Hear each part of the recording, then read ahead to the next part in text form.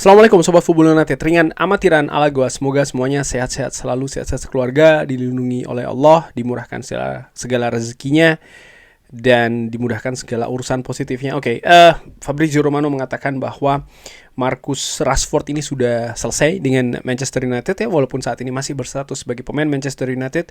Saat ini dengan masa peminjamannya di Barcelona yang luar biasa, dia sangat menikmati sepak bola di sana, kontribusinya juga sangat besar. Dinilai akan lepas di musim panas tahun depan.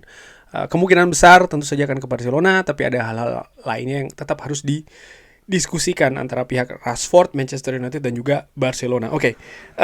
Yang ingin gue bahas terkait dengan hal tersebut adalah bahwa di salah satu podcast The Overlap nih antara Gary Neville, Ian Wright, juga Roy Keane, Ole Gunnar Solskjaer ini menjadi bintang tamu di podcast tersebut. Seingat gue ini merupakan yang kedua kalinya ya.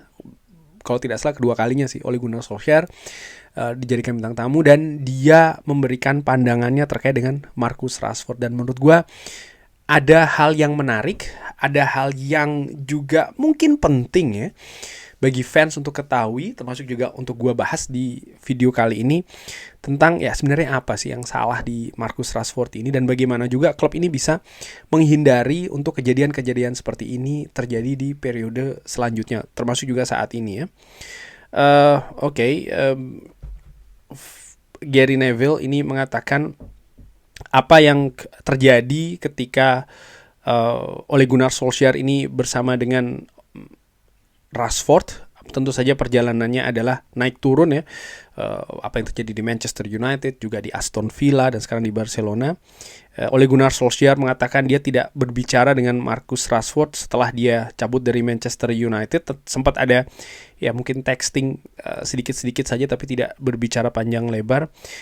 Ole Gunnar Solskjaer menilai bahwa lingkungan atau circumstances ataupun environment yang menjadi pembeda betul antara di Manchester United dengan di Barcelona, dan sekarang kita bisa lihat bagaimana dia sangat menikmati kehidupannya di Barcelona dan juga kehidupan sepak bola tentu saja.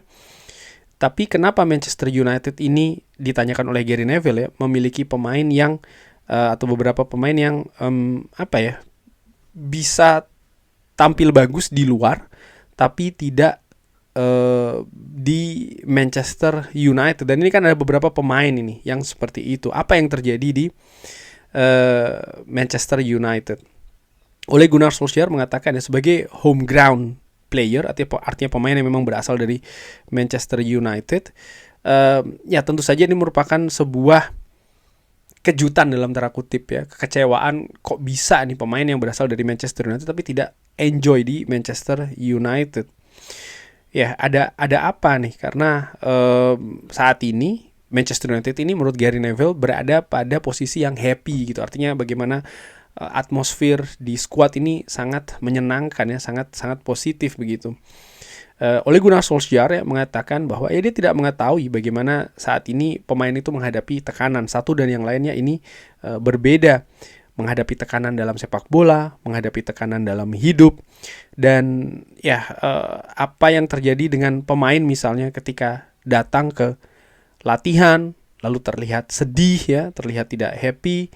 Ini ada apa yang terjadi, dan ini merupakan pekerjaan dari seorang manajer untuk melihat ya ada apa yang terjadi, dan ya tentu saja hal ini bukan hal yang seharusnya dibicarakan di media, sehingga ya Ole Gunnar Solskjaer sebenarnya tidak mengetahui secara pasti ini ada apa yang terjadi di Marcus Rashford ya pada saat di Manchester United. Tapi Ole Gunnar Solskjaer melihat bahwa ya Marcus Rashford ini merupakan pemain yang incredible, pemain yang luar biasa, terutama ketika dia ini merasa happy. Dan ada hal penting menurut gua, bagaimana pemain sepak bola itu juga seorang manusia, begitu ya. Mereka bukan robot.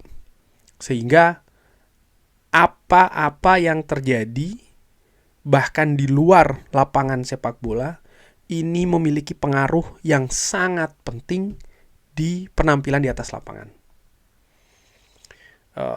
Bagaimana tekanan hidupnya, ada apa di keluarganya, bagaimana juga misalnya keadaan dia di luar lapangan, ada konsentrasi lainkah di luar sepak bola, dan lain-lain. Ini bisa sangat dan memang sangat berpengaruh sekali gitu ya. Sebagai seorang manusia, tentu saja ini merupakan hal yang sangat normal sekali.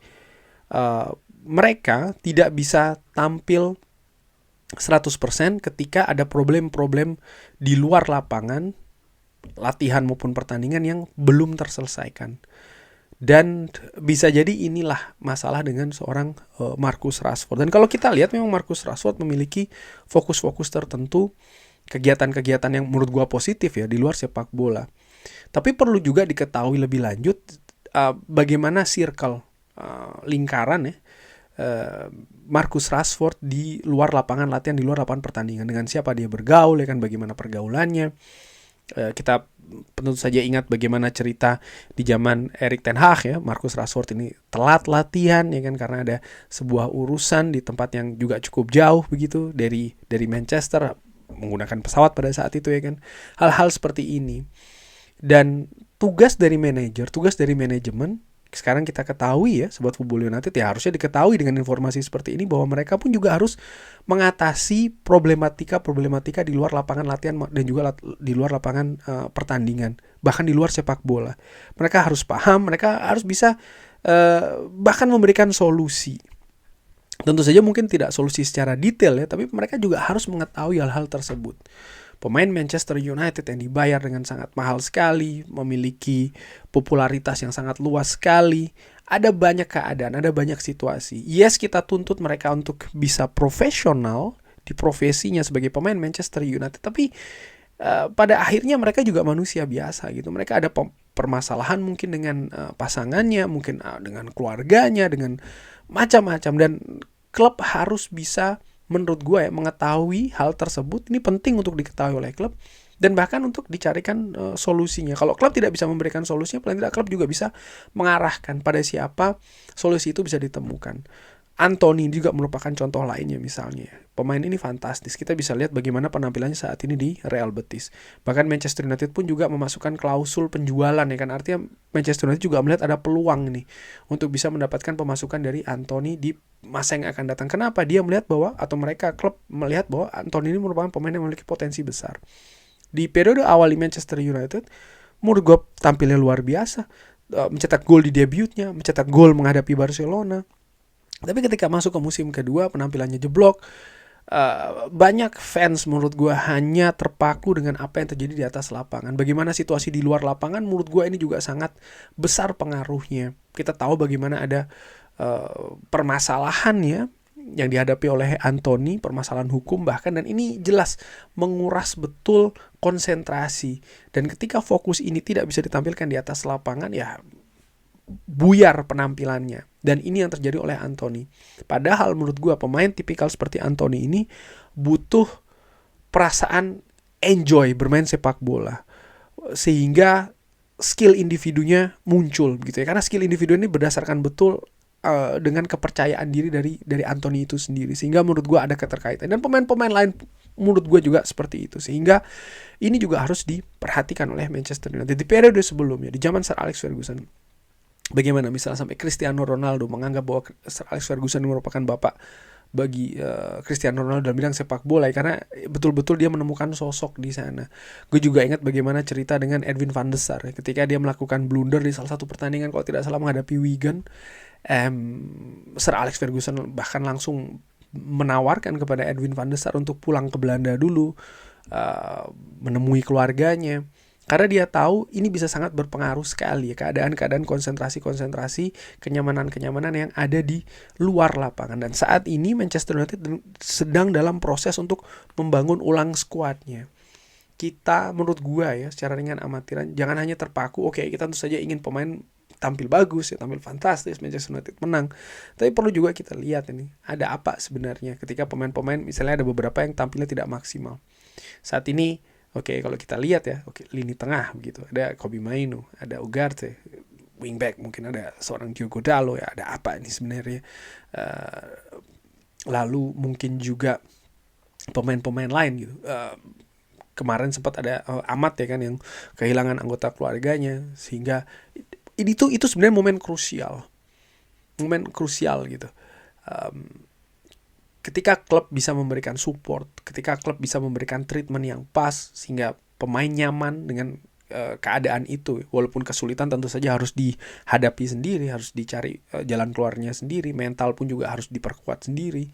Tapi keadaan-keadaan seperti itu klub peduli begitu ya. Ini menurut gue juga hal yang sangat penting sekali. Dan ini juga harus diperhatikan oleh Manchester United. Tentu saja kita tidak ingin ada kejadian dengan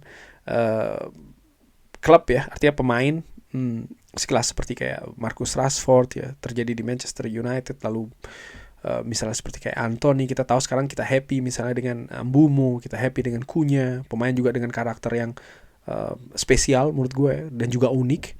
Dan klub juga harus tahu nih bagaimana masing-masing individu yang tentu saja memiliki karakter yang berbeda-beda ini untuk ditreatment, untuk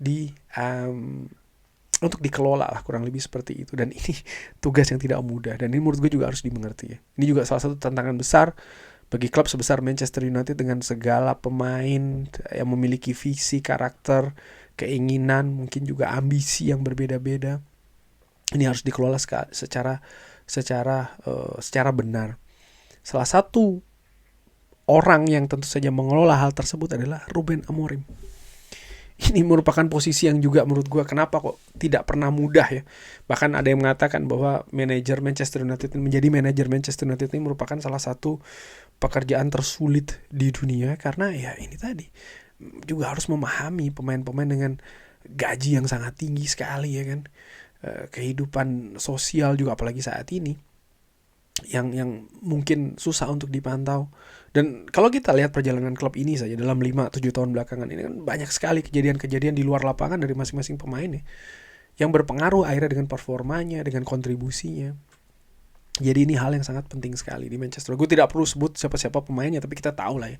Dan sebagian besar sudah tidak berada lagi di Manchester United. Kurang lebih seperti itu.